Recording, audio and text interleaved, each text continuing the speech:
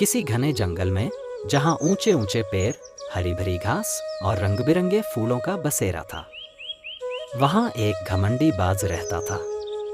उसका नाम अर्जुन था।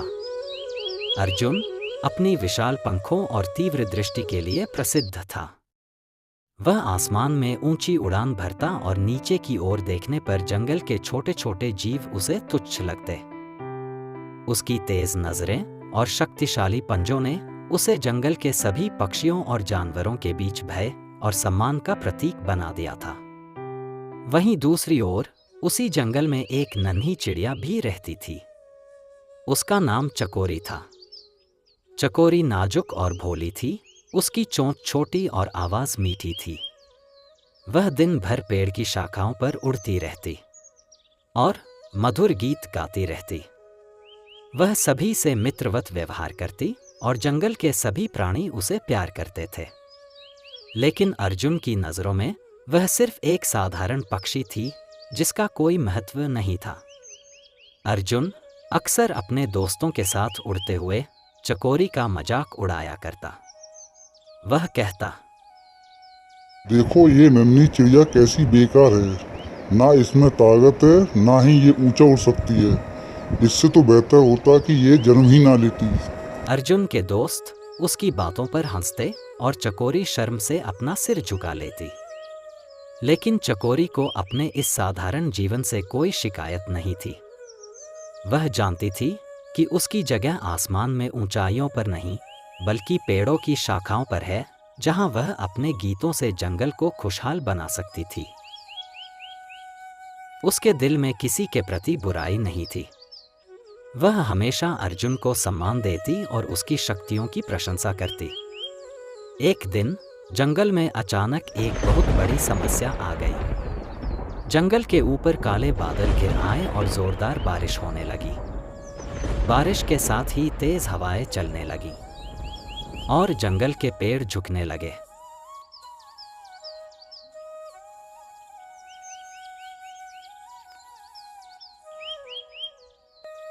अर्जुन और अन्य पक्षी भी डर गए और सुरक्षित स्थान की तलाश करने लगे। अर्जुन ने सोचा, मैं तो शक्तिशाली हूं, मुझे इस तूफान से कोई डर नहीं। मैं अपनी ऊंची उड़ान के साथ इसे पार कर लूंगा। अर्जुन ने अपनी विशाल पंखों को फैलाया और ऊंची उड़ान भरने लगा।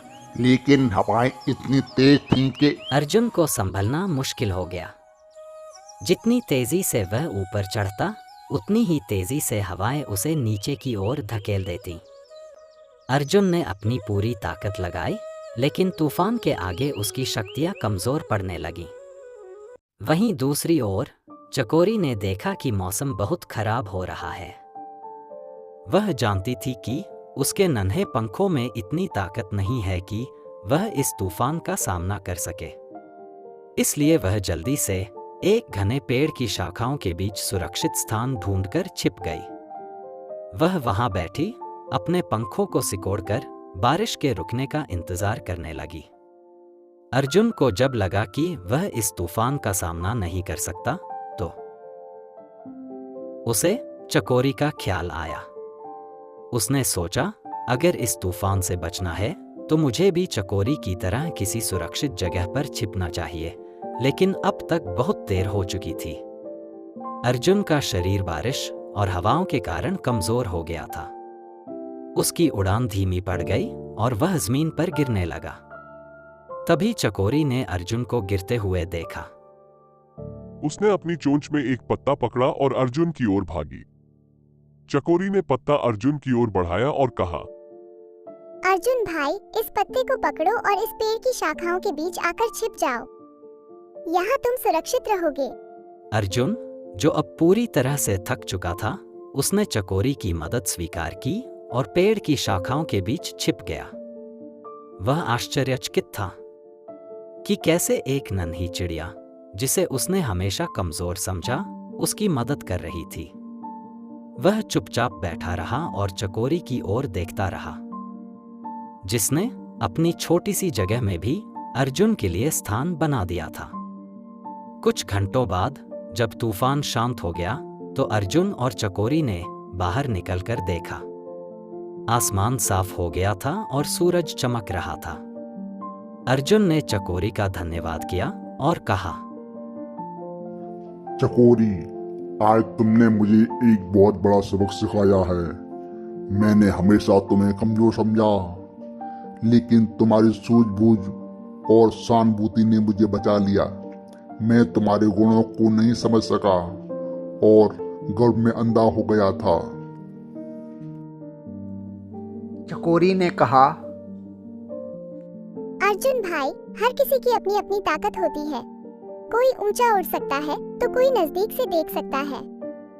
जरूरी यह है कि हम एक दूसरे की काबिलियत को समझें और उसका सम्मान करें। उस दिन के बाद से अर्जुन ने अपने गर्व को त्याग दिया और जंगल के सभी जीवों के साथ मित्रता करनी शुरू की। वह चकोरी का आदर करने लगा और उससे बहुत कुछ सीखा। अर्जुन अब घमंडी नहीं था, बल्कि उसने विनम्रता से अपना जीवन जीने का मार्ग अपनाया। दोनों एक दूसरे के अच्छे मित्र बन गए और जंगल में खुशी खुशी रहने लगे।